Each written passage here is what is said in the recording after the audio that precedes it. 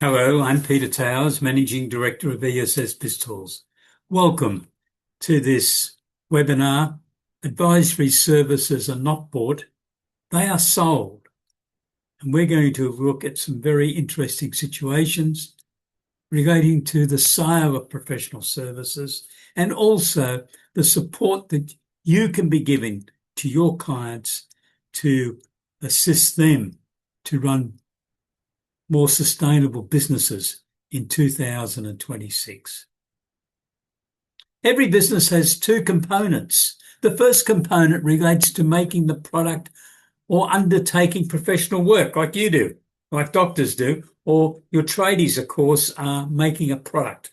The second component relates to earning income from the first component, and that is normally called selling it, sales.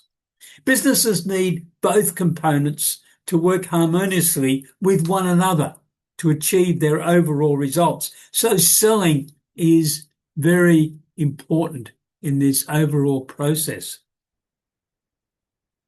Selling is not only a critical part of every business, but also a critical part of every society. We need to trade products, services, ideas in order to create the world we want.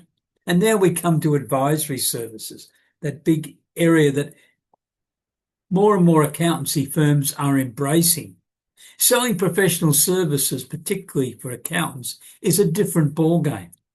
SME markets were primarily ignored by accountants other than for the preparation of tax returns. And that's what went on for a long time.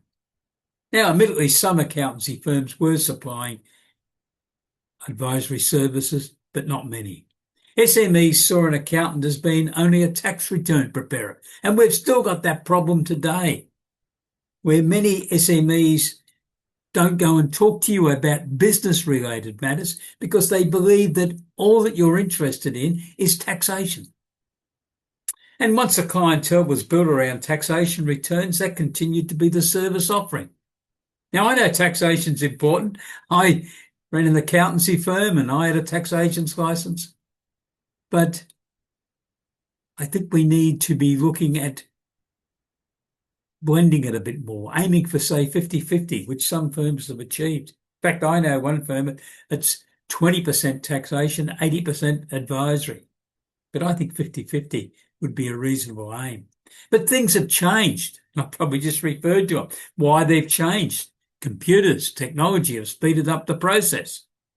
Taxation office is changing their processes also. And we're still here waiting to see what happens from the forecasts that were made by the then tax commissioner 3 years ago as to what effect the changes we're going to make. But I think they'll come. 2 million SMEs today in Australia, many of them requiring input to assist their day-to-day operations. Because if you read the Australian Small Business Ombudsman's reports, over half of those SME businesses are in difficulties. So it's quite sobering to read those reports. The ideal model is to think of small businesses as being a run-down, scaled-down version of a larger company. I think an SME business needs all the same resources as far as manpower is concerned as what a larger company has, only it's scaled down. So they do need an accountant, but you might only be working there the equivalent of 8, maybe 10, 20 hours a week overall. But they need that. They probably need a marketing person, maybe even a salesperson on a part-time basis. And I've come across some people who are doing that as salespeople. They're working for 3 different businesses. They're putting on their hat various times. They're normally allocated specific times for those various entities. Accountants are doing the same thing. We're using the technology, computers. We're using the communications like Zoom to be able to communicate with your clients and give them the service they need. So what's the problem? Many SMEs do not receive proper advice before starting work. Now, that's not solely an accountant's problem. In fact, a significant part of the problem is the SMEs themselves. Because They're working somewhere. They decide they've had enough of putting up with the boss, and they decide they're going to start their own business. Now, they may have been working in a government department and they're isolated there, or even a big company, they're isolated. They might be very competent and very good at doing their, their specific allocations, but suddenly they go out to run a small business. And in a small business, there's at least 40 different key job categories. Now, not one person's going to be sitting there and doing one of those categories. So what tends to happen is the owner ends up with a significant number, maybe 30 of those 40 categories. He might be able to get 10 of those categories given to other team members to do, or perhaps to some of his family to do. But the bulk of them are going to be resting on the shoulders of the guy that's running the business or the lady that's running the business. And a lot of them just haven't had the experience of doing that. So that's one real problem that's occurring. The other one is, I know that accountancy firms are having problems with younger accountants who are not enthusiastic about working on tax returns all day. Now, I've been around this profession for a fair while. When I was younger and in the profession, I think we as young accountants did the job. That was the job, we had to do it. We didn't have the use of computers and Zoom and all that, and things have changed. And this latest group of accountants have had the ability to look around and look at a lot of other systems. So I think it's a very important consideration that accountancy firms have to be given. If we don't take up advisory services, are we going to have real problems in getting staff? Because they don't like being historians, working in the past, being recorders of past events. Many of them have left the profession because they want to be more involved in forward planning. They want to be involved in making decisions today that are going to affect tomorrow's and 6 months and 12 months or even 3 years' time's results. It might be as accountants, of course, that they're working on the planning, on developing of business plans, budgets, cash flow forecasts, projected balance sheets, analysing the key performance indicators. That's the day-to-day nitty-gritty involved in things that resonate with results. And many younger accountants have left the profession because they think they can gain that experience elsewhere. Maybe they can in some corporations, but of course in a lot of corporations, they are then put into small sections as such, and they become very good at that. But are they getting the overall briefing? I think we need a new attitude towards selling, because I'm trying, first of all, to explain to you there are other opportunities and there are other pressures. You've got client pressures who are saying we need more assistance, and you've got team member pressure in that they're saying, boss, we want a different type of work to do here if we're going to remain with you. So they need a new attitude towards selling, one that is positive and practical. See selling for what it is. Go back to that very beginning. There's two components to a business. One makes the products or supplies the services. The other one markets and sells so that the income flows to the business. And we need both. When you were just supplying tax services, it might not have been as obvious that sales had to be made. But as you move more into the commercial marketplace with advisory services, which is interesting, exciting and challenging, but also it presents some different problems. And one of them is you will need to sell your services to get the market. There's an opportunity to help another human being make a decision about a product or service. Everybody is a salesperson within your organisation, and you need to be talking to them and being aware of communicating. So let's look at all this from the accountancy firm point of view. Other people can offer advisory services, and that's a key comment that Trevor Marchant from Marchant Dallas, the owners of the Boss Factor Library, will be referring to in our podcast on Thursday. this week that there are a whole industry of consultants out there who are wanting to help SMEs. They might not be accountants, although some of them are. They just don't want to practice accountancy in the traditional format. They may not want to do tax returns. You need to make a decision. Do you want to service the emerging market opportunities or stay with tax and hope that it will continue to supply the standard of living you've been receiving up to this stage? Some accounting firms are achieving a 50-50 target. 50% of their income is coming from taxation work and advice, and the other 50%, of course, is coming from advisory services. A shift to a greater reliance on advisory services, though, just won't happen. Advisory services are not bought. Your clients don't really know what it all means. I don't think you should be saying to your clients, we're going to supply you advisory services. You need to go through and spell it out and try to compartmentalize it to suit that client's requirements. They have to be sold by accountants. These services, sold. ESS BIZTOOLS and the Boss Factor Library, we've entered into a promotional agreement to promote ethical selling skills to accountants, because I'm convinced the accountancy profession needs it. ESS BIZTOOLS has been developing packages to help on the delivery of advisory services for 26 years, selling to accountants all over Australia and New Zealand. And I've come to the realisation that accountancy firms really do need assistance in developing sales strategies. Resources are available to assist on the introduction of services to assist SMEs to survive and thrive. That's what we do. And we're committed to assisting accountants so that you will be recognised as being a key strategic partner. And that's a very important objective for ESS BIZTOOLS in 2026, to achieve a higher recognition rate for our subscribers than what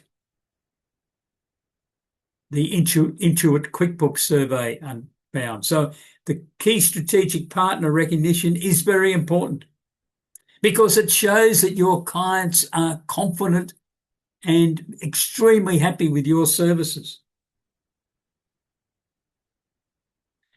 According to Intuit QuickBooks SMB Navigator Report 2025, only 15% of the small business owners surveyed, and there were 500 of them, recognised their accountant as providing a key strategic partner service. Only 15%. I think that's a disastrous report on the Australian accounting and bookkeeping industries. And the key strategic partner was defined by Intuit QuickBooks as our accountant is a key partner in our business and our go-to professional for advice. They are extremely valuable to our business growth and success. Isn't this what you'd like your clients to be talking about you when they go to the club or pub on a Friday afternoon? If they can afford a drink, of course. But that's another issue, isn't it?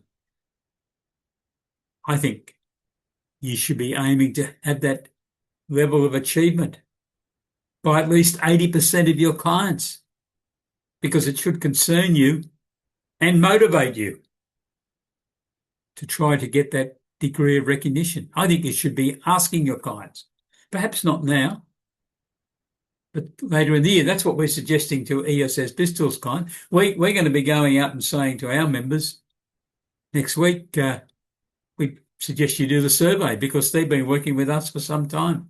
But we've got some new people only joined us recently, so I'll be suggesting to them they wait until around September, October, and they can do a survey, and hopefully they'll get that recognition. I think it's very important.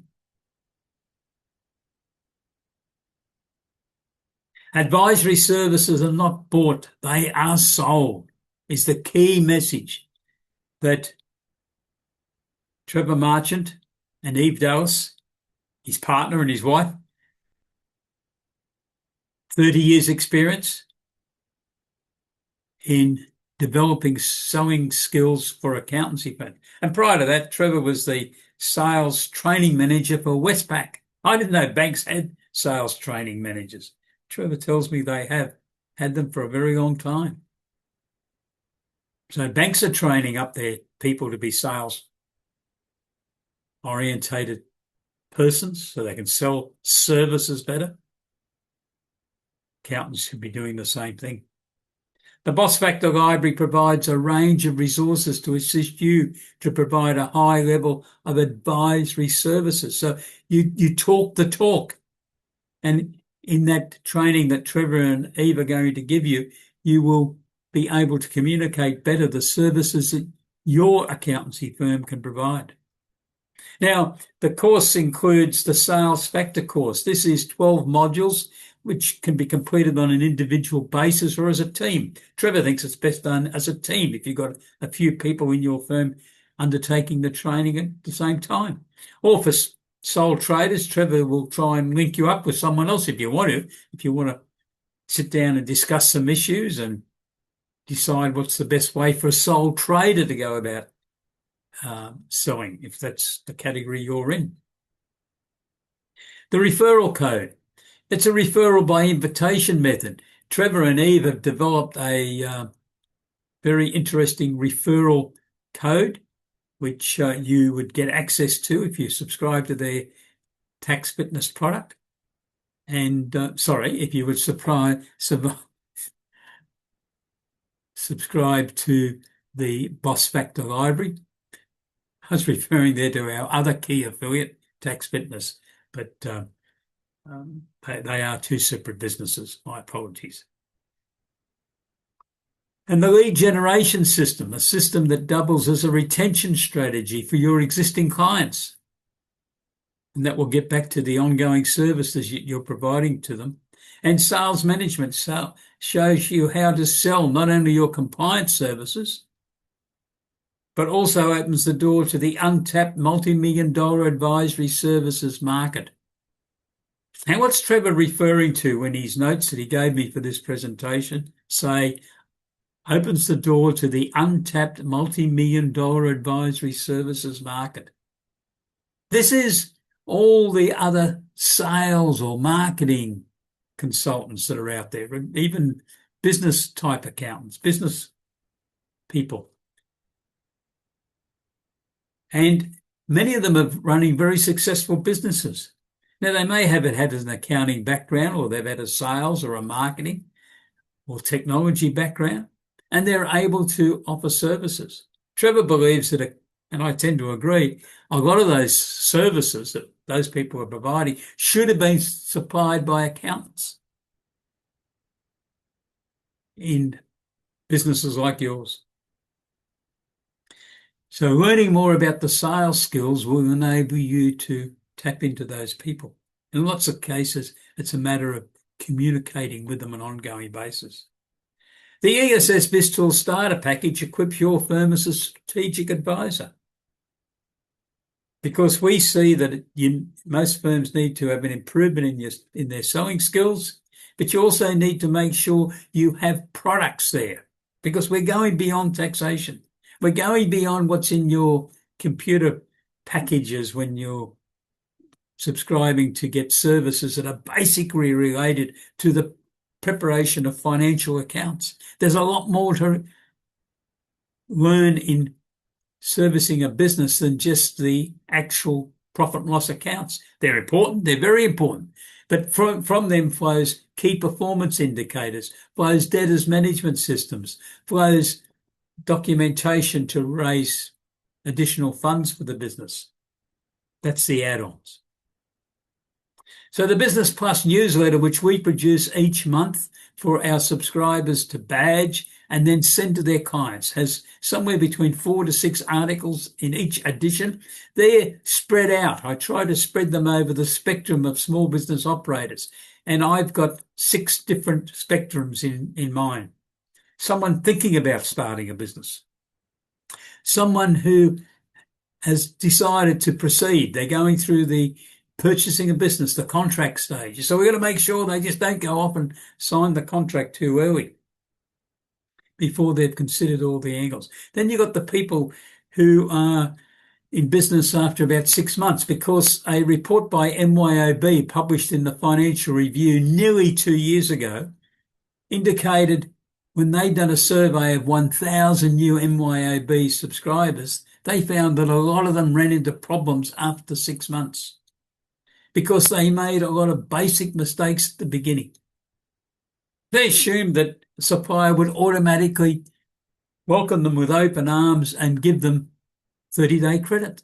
And many of them found that they couldn't get the 30-day credit terms because suppliers have been caught by SMEs failing. So they were saying, no, you've got to give us cash with order. So you can imagine what that did to their cash flow forecast, which hopefully they had prepared. They assumed they were going to be given 30-day terms. Another matter that MYOB raised was that some of these people had assumed they had to offer a credit account to anyone that asked for credit.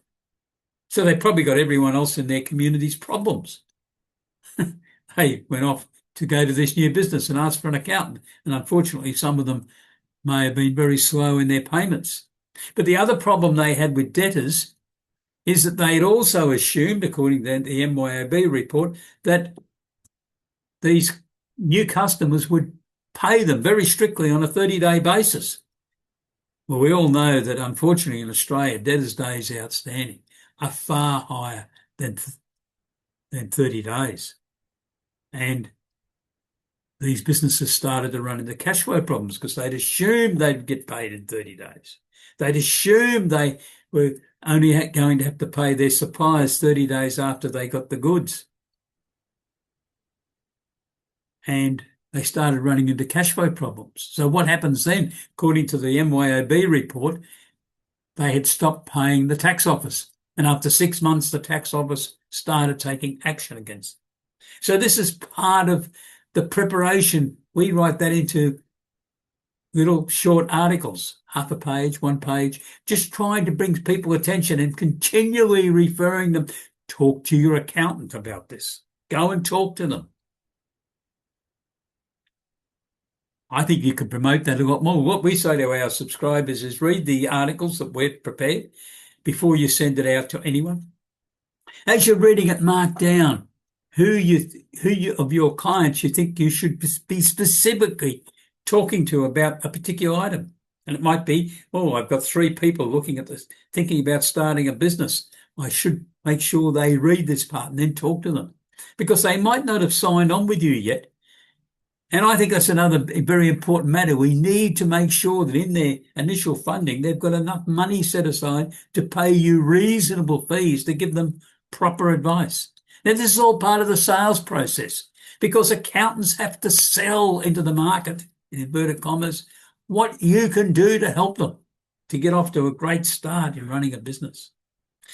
Starting a business, we've done a fair number of comments about that already. Same with doing with suppliers.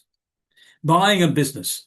I've seen people who walked into my office when I was still running an accounting firm and say, I want to talk to you about a business that I've just bought. I've said, excuse me, how many other accountants have you talked to? I know, I heard about you, so I've come to see you. And I said, you've already signed the contract. Yeah. Have you seen a solicitor? No. So they're not off to a good start, are they? So we need to be communicating. And part of the ESS BIZTOOLS package is we have training series. We've put them into videos. We're saying you should replicate something like this, but do it yourself. Someone once said to me, we're going to send your videos out. I said, don't do that. They don't want to look at me. They want to look at you. They're going to be going to you for advice, not to me. We're going to write material for you if you're our subscriber, of course.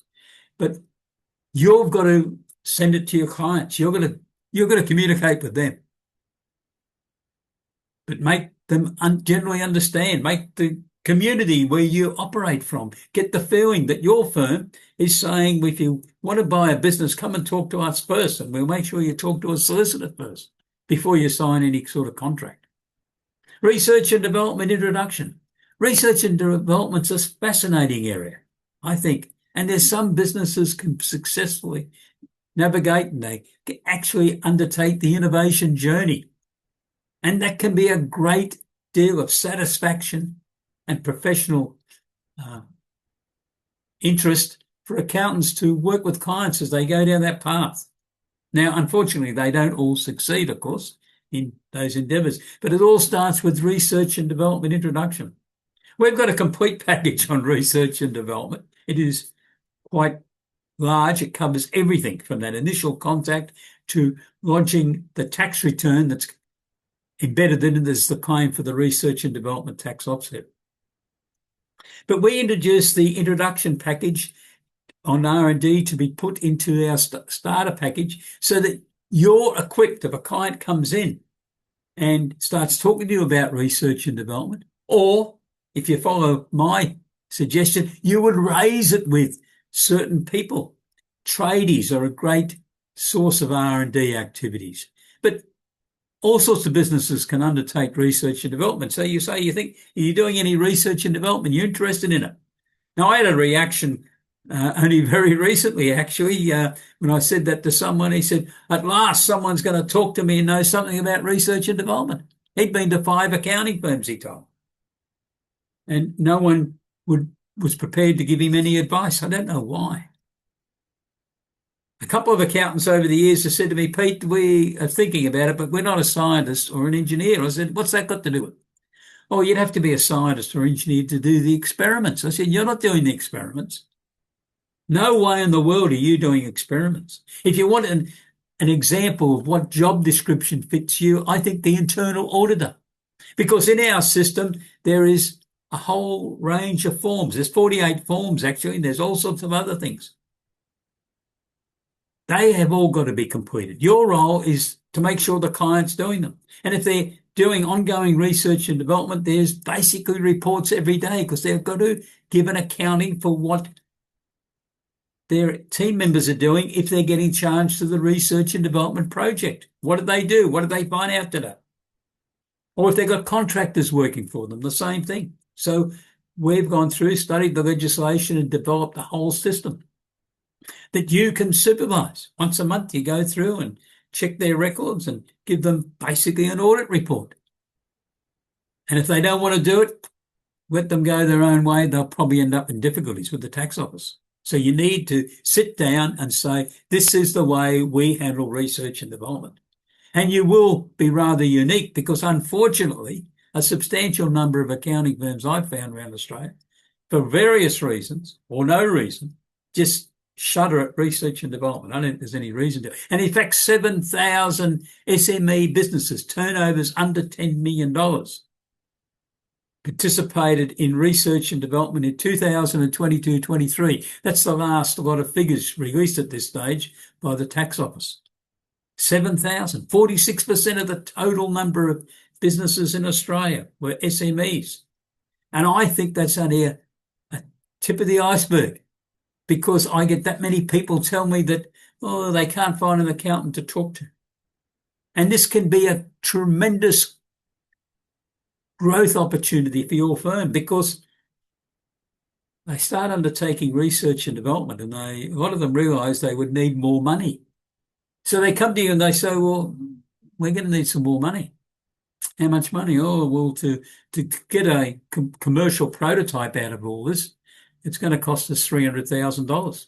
Well, there are government grants they can go to, but they'll only get 50% of that. So they might get $150,000 out of a major federal government grant. And they say to you, well, all of our money's already tied up in our business. So what can we do to raise the other 150,000? And you might say, well, you probably need to put a bit more onto that. So you might say, let's think about raising $250,000. Now, there's a capital raising process called the Early Stage Innovation Company that's been available in Australia for about 8 years. Some people raise capital that way. It's got a great incentive for investors because investors get a tax rebate for their contribution, 20% of their investment up to $50,000 for a retail investor and up to $1 million for a sophisticated investor. So a sophisticated investor putting in $1 million gets $200,000. They get 20% of their investment off their taxation debts. And a retail investor can get up to $10,000. But there's more. They also avoid capital gains tax on those shares that were allocated as part of that process if they hold those shares for longer than 12 months and less than 10 years. Now, this is where you can really get involved in the process to help your clients grow their business. Because if you have helped a client get started that way, they'll probably end up with a couple of experienced directors on their board. And they'll be looking for financial accounts and reports, key performance indicators, business analysis. And your client's probably going to say, oh, I can't prepare all that. And we haven't got enough money to employ a full-time firm. Well, you can say, but these days we can offer you a virtual CFO service. So we'll do the package. That might be $40,000, $50,000. We've got one client tells me he's charging $120,000 for a virtual service. And in fact, the rule of thumb that he uses is keeping a close eye on what a full-time CFO earns. They're not ridiculous, of course. We're not looking at what Qantas pay their full-time CFO, but what industry pays. And he's making sure, of course, he keeps under that figure. Think about it.